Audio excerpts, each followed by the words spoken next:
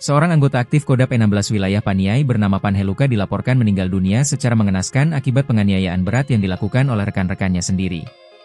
Peristiwa tragis ini memperlihatkan bahwa ancaman dalam kelompok separatis tidak hanya berasal dari luar, namun juga muncul dari dalam organisasi itu sendiri.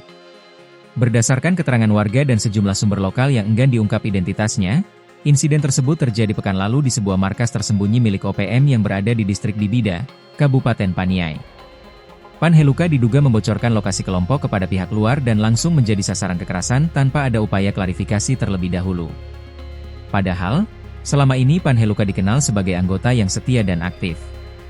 Namun, ketegangan internal terkait perebutan pengaruh antara pimpinan lama dan kelompok muda yang mempertanyakan arah perjuangan OPM disebut sebagai penyebab utama dari peristiwa ini.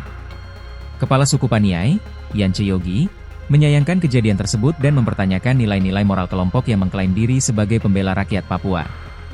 Kematian Panheluka tak hanya mencerminkan kekerasan internal yang terjadi di dalam tubuh OPM, tetapi juga menunjukkan bahwa keselamatan tidak terjamin bahkan bagi anggota mereka sendiri.